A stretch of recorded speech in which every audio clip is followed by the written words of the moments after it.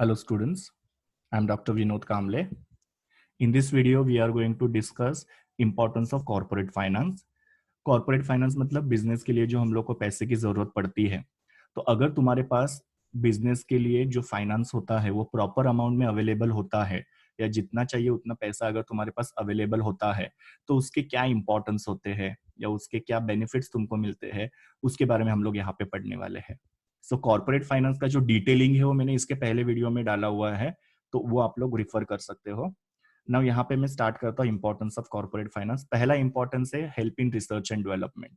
ना पहले research and development ये टर्म क्या होता है वो मैं आप लोगों को अच्छे से समझाता हूँ। रिसर्च एंड डेवलपमेंट जिसको R&D बोलते हैं। रिसर्च में तुम लोग क्या करते हो कि तुम लोग मार्केट में जाके फाइंड आउट करते हो कि कस्टमर को क्या अच्छा लगता है। जब आप ये फाइंड आउट करोगे कस्टमर को क्या अच्छा लगता है तो उसके हिसाब से आप प्रोडक्ट को बना के कस्टमर को ऑफर करोगे और वो प्रोडक्ट को कस्टमर 100% एक्सेप्ट करेगा और तुमको उससे प्रॉफिट मिलेगा। अब ये रिसर्च एंड डेवलपमेंट के लिए तुम लोग को क्या करना पड़ता है, एक प्रॉपर टीम बनानी पड़ती है लोगों की। वो टीम क्या करेगी, लोगों के पास जाएगी, लोगों के पास से डेटा कलेक्ट करके लाएगी। डेटा मतलब इंफॉर्मेशन कलेक्ट करके लाएगी कि लोगों को कौन सा प्रोडक्ट अच्छा लगता है या कैसा प्रोडक्ट अच्छा लगता है। फिर वो डेटा को वो टीम लेके आएगी, फिर वो डेटा को हम लोग एनालाइज करेंगे, फिर बाद में उससे हम लोग इंटरप्रिटेशन करेंगे और इंटरप्रिटेशन करने के बाद में हम लोग क्या करेंगे, नए प्रोडक्ट को डेवलप करेंगे या हमारी जो भी प्रोडक्ट है उसके अंदर हम लोग उसके हिसाब से चेंजेस करेंगे। तो इतना बड़ा प्रोसेस जो होता है उसको हम लोग बोलते हैं रिसर्च एंड डेवलपमेंट। बड़ी बड़ी कंपनीज क्या करती है, रिसर्च एंड डेवलपमेंट के ऊपर करोड़ों रुपया खर्च करती है। बट इसको हम लोग खर्चा नहीं बोलेंगे, इसको हम लोग इन्वेस्टमेंट बोलेंगे। बिकॉज क्या होता है कि रिसर्च एंड डेवलपमेंट के ऊपर खर्चा करते हो तो उसकी वजह से तुमको बेनिफिट ही मिलता है कि तुमको पता चलता है कस्टमर को क्या चाहिए और उसके हिसाब से आप प्रोडक्ट बना के उनको दे सकते हो। ओके, सो ये एक तरीके का इन्वेस्टमेंट हो जाता है। इससे तुम लोग एक बार वो प्रोडक्ट बनाओगे तो तुम्हारा वो प्रोडक्ट जो है वो तुम लोग मार्केट में अगले कितने सालों तक उसको बेच पाओगे। जैसे तुम लोग देखते हो कि निरमा वगैरह हो गए या डेटॉल वगैरह हो गए, ये सारे जो प्रोडक्ट है काफी सालों से मार्केट में अवेलेबल है। तो उन्होंने एक बार रिसर्च किया, डेवलपमेंट किया, अभी उनको बेनिफिट जो है वो बहुत सारे सालों से उनको बेनिफिट मिल रहा है। सो कॉर्पोरेट फाइनेंस की वजह से क्या होता है, आपको रिसर्च एंड डेवलपमेंट में हेल्प होता है। जैसे कि आपको बिजनेस को अगर एक्सपांड करना है, ग्रोथ करना है, तो उसके लिए तुम लोग को रिसर्च एंड डेवलपमेंट करना जरूरी है। ग्रोथ एंड एक्सपेंशन में आप लोग क्या करते हो कि आप नए प्रोडक्ट को मार्केट में लाते हो तो ऑब्वियसली तुम्हारी बिजनेस का ग्रोथ होता है।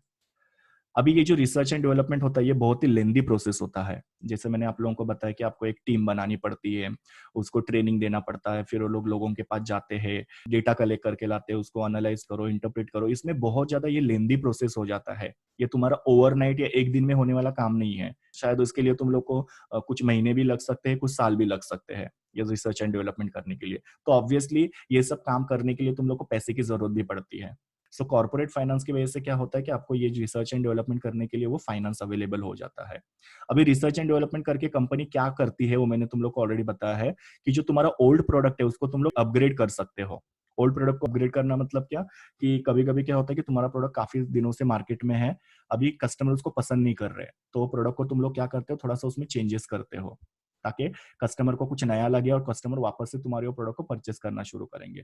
सो रिसर्च एंड डेवलपमेंट करके तुम लोग अपने ओल्ड प्रोडक्ट को अपग्रेड कर सकते हो या फिर दूसरा तुम लोग क्या कर सकते हो, नया प्रोडक्ट बना के मार्केट में बेच सकते हो। जैसे कोलगेट का एग्जांपल ले लो। कोलगेट वाले क्या करते हैं, या तो उसका कलर चेंज कर देते हैं, उसका टेस्ट चेंज कर देते हैं, तो कहीं ना कहीं पे वो अपने ओल्ड प्रोडक्ट को अपग्रेड कर रहे हैं। उससे कस्टमर अट्रैक्ट हो सकते हैं। दूसरा, तुम लोग नए प्रोडक्ट को मार्केट में ला सकते हो, उससे भी तुम लोग के कस्टमर अट्रैक्ट हो जाएंगे। सो ये सब काम करने के लिए जैसे आपको मार्क सर्वे वगैरह करना है, सर्वे मतलब ही तुम्हारा रिसर्च होता है, या तुमको मार्केट एनालिसिस करना है कि मार्केट में कौन सा प्रोडक्ट वगैरह बिक सकता है, तो ये पूरा रिसर्च एंड डेवलपमेंट करने के लिए you require lot of financial support, और वो फाइनेंशियल सपोर्ट तुमको मिलता है अगर तुम्हारे पास कॉर्पोरेट फाइनेंस अवेलेबल होगा तो। सो कॉर्पोरेट फाइनेंस जो होता है वो आपको हेल्प करता है रिसर्च एंड डेवलपमेंट में। दूसरा है helps in smooth running of business, मतलब कॉर्पोरेट फाइनेंस की वजह से आप आपके बिजनेस को स्मूथली रन कर पाते हो। कहीं पे भी तुम्हारे बिजनेस के अंदर कोई भी बाधाएं नहीं आती है या रुकावटें नहीं आती है। You can run your business very smoothly.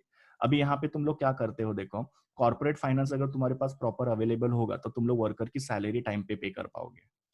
दूसरा, तुम लोग लोन के जो इंस्टॉलमेंट्स है वो टाइम पे दे पाओगे। तुमने जो लोन लिया हुआ है लोगों से या तुमने इन्वेस्टर से पैसा लिया, वो तुम लोग इंस्टॉलमेंट टाइम पे करोगे अगर तुम्हारे पास कॉर्पोरेट फाइनेंस रहेगा तो। फिर आप रॉ मटेरियल जितना चाहिए उतना परचेस कर पाओगे, बिकॉज रॉ मटेरियल अगर रहेगा तो प्रोडक्शन होगा, तो सेलिंग होगा, तो प्रॉफिट होगा। तो रॉ मटेरियल को परचेस करने के लिए तुम्हारे पास कॉर्पोरेट फाइनेंस होना चाहिए। फिर सेल्स प्रमोशन एक्टिविटी। ना सेल्स प्रमोशन एक्टिविटी मतलब तुमको कस्टमर्स को डिस्काउंट वगैरह देना है, या फिर तुम लोग को दूसरी कोई भी ऐसी एक्टिविटीज करनी है जिससे तुम्हारा सेल वगैरह बढ़ सकता है, तो एडवर्टीजमेंट वगैरह तुम लोग करते हो। तो ये सारी जो एक्टिविटी करने के लिए पैसे की जरूरत पड़ती है। जो पैसा तुमको कहाँ से मिलता है? कॉर्पोरेट फाइनेंस से। और सबसे इंपॉर्टेंट, तुमको नया प्रोडक्ट मार्केट में लॉन्च करना है तो उसके लिए भी तुमको पैसे की जरूरत पड़ती है, जो कॉर्पोरेट फाइनेंस फुलफिल करता है। तो ये सारी चीजें तुम्हारी स्मूथली हो पाती है अगर तुम्हारा कॉर्पोरेट फाइनेंस तुम्हारे पास अवेलेबल होगा। तो इसकी वजह से तुम्हारा बिजनेस क्या होता है? स्मूथली रन करता है। अगर आप वर्कर की सैलरी नहीं दोगे, लोन के इंस्टॉलमेंट पे नहीं करोगे, रॉ मटेरियल नहीं होगा, तो तुम्हारा बिजनेस कभी भी स्मूथली रन कर पाएगा नहीं। Next, bring coordination between various activities. ना वेरियस एक्टिविटीज मतलब डिपार्टमेंट्स, कि अगर कॉर्पोरेट फाइनेंस तुम्हारे पास रहेगा तो तुम्हारे यहाँ पे सारे डिपार्टमेंट के बीच में प्रॉपर कोऑर्डिनेशन आएगा, सारे डिपार्टमेंट तुम्हारे प्रॉपरली काम कर पाएंगे। जैसे यहाँ पे एक एग्जांपल मैंने बताया हुआ है कि सपोज फाइनेंस डिपार्टमेंट के पास अगर पैसा नहीं रहेगा तो फाइनेंस डिपार्टमेंट प्रोडक्शन डिपार्टमेंट को पैसा नहीं देगा, प्रोडक्शन डिपार्टमेंट सफर हो जाएगा, बिकॉज उनको फिर वो रॉ मटेरियल वगैरह परचेस नहीं कर पाएंगे, दूसरी जो चीजें उनको चाहिए वो परचेस नहीं कर पाएंगे। सो फाइनेंस डिपार्टमेंट की वजह से प्रोडक्शन डिपार्टमेंट सफर हो रहा है, प्रोडक्शन डिपार्टमेंट अगर सफर होगा तो सेल्स डिपार्टमेंट भी सफर हो जाएगा, बिकॉज यहाँ पे प्रोडक्शन नहीं होगा तो यहाँ पे सेल्स नहीं होगा, और सेल्स नहीं होगा तो प्रॉफिट नहीं होगा। सो अगर तुम लोग को सारे डिपार्टमेंट में प्रॉपर कोऑर्डिनेशन करना है, सब डिपार्टमेंट ने एक दूसरे के साथ प्रॉपरली काम करना है मिलजुल के, तो उसके लिए तुम लोग को कॉर्पोरेट फाइनेंस की जरूरत पड़ती है। सो कॉर्पोरेट फाइनेंस अगर तुम्हारे पास रहेगा तो तुम्हारी बिजनेस की या सब डिपार्टमेंट की एफिशिएंसी जो होती है वो प्रॉपरली रहेगी। अगर कॉर्पोरेट फाइनेंस नहीं मिलेगा तो सब डिपार्टमेंट की एफिशिएंसी क्या हो जाएगी? कम हो जाएगी। तो सारे डिपार्टमेंट एक दूसरे के साथ मिलजुल के काम करेंगे अगर कॉर्पोरेट फाइनेंस अवेलेबल रहेगा तो। ये एग्जाम्पल के साथ आप एक्सप्लेन करो कि फाइनेंस डिपार्टमेंट की वजह से प्रोडक्शन डिपार्टमेंट सफर हो रहा है, प्रोडक्शन की वजह से सेल्स, और सेल्स की वजह से प्रॉफिट। तो ये होगा नहीं अगर कॉर्पोरेट फाइनेंस रहेगा तो, और तुम्हारे हर एक डिपार्टमेंट की एफिशिएंसी मेंटेन रहेगी। नेक्स्ट है promote expansion and diversification. Now expansion और डाइवर्सिफिकेशन ये दो अलग अलग वर्ड्स है। एक्सपांशन मतलब तुम्हारा जो ऑलरेडी बिजनेस है उसमें तुम क्या कर रहे हो? ग्रोथ कर रहे हो। जैसे कि मेरा स्टील का बिजनेस है तो उस बिजनेस को मैं क्या कर रहा हूँ, पहले मैं नेशनल लेवल पे बिजनेस करता था, इंडिया में ही बिजनेस करता था, अभी मेरे बिजनेस को इंटरनेशनल लेवल पे लेके गया, सेम बिजनेस को। So that is expansion. Diversification मतलब क्या कि दूसरे बिजनेस में आप एंट्री कर रहे हो। जैसे मैं पहले स्टील का बिजनेस करता था, अभी मैं सीमेंट का बिजनेस कर रहा हूँ, so I have diversified my business. So expansion और डाइवर्सिफिकेशन एक्टिविटी अगर तुम लोग को करना है, उसके लिए तुमको मशीन्स परचेस करनी पड़ते हैं, नई नई टेक्निक्स वगैरह यूज करने पड़ते हैं, और ये मशीन खरीदने के लिए या टेक्नोलॉजी परचेस करने के लिए तुम लोग को फाइनेंस की जरूरत पड़ती है। और ये फाइनेंस तुमको कहाँ से मिलता है? कॉर्पोरेट फाइनेंस से। सो बिजनेस को अगर तुम लोग को एक्सपांड करना है, डाइवर्सिफाई करना है, तो उसके लिए मशीन और टेक्निक की जरूरत पड़ती है, और इसके लिए तुमको पैसा जो मिलता है वो कॉर्पोरेट फाइनेंस से मिल सकता है। Next, managing the risk. Now business is full of risk that you all know. जैसे तुम्हारा सडनली सेल्स कम हो रहा है, या फिर ना कोई नेचुरल कैलेमिटी आ गई उसकी वजह से तुमको लॉस हो रहा है, जैसे फ्लड आ गया, ड्रॉट आ गया, अर्थक्वेक वगैरह हो गया, तो ये सारे नेचुरल कैलेमिटीज कभी भी हो सकते हैं, या तुम्हारे वर्कर्स वगैरह स्ट्राइक पे जा रहे हैं। तो ये सब प्रॉब्लम्स के साथ, ये सब रिस्क के साथ डील करने के लिए तुम लोग को फाइनेंस की जरूरत पड़ती है। ओके जैसे कि सपोज तुम्हारा सेल्स कम हो रहा है तो तुमको एडवर्टाइजिंग करने की जरूरत है। सो एडवर्टाइजिंग करने के लिए तुमको पैसे की जरूरत पड़ेगी, जो तुमको कॉर्पोरेट फाइनेंस से मिल सकता है।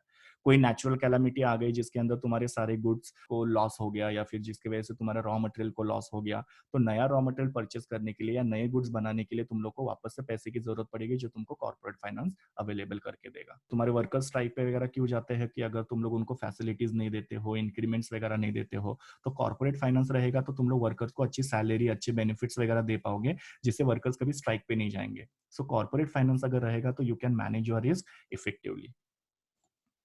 Next, replace old asset. अभी ओल्ड असेट जो होता है वो हमेशा तुम्हारे लिए क्या होता है? एक लाइबिलिटी होती है।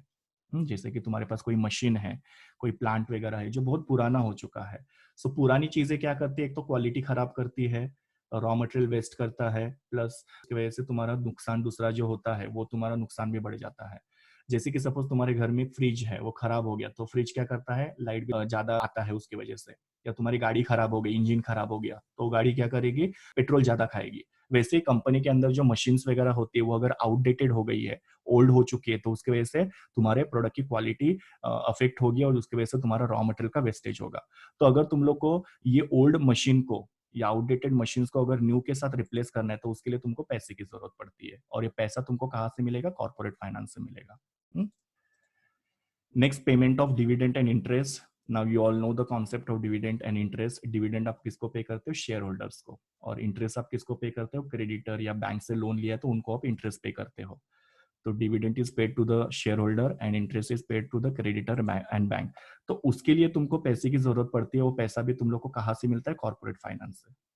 Next you have to pay payment of taxes and fees.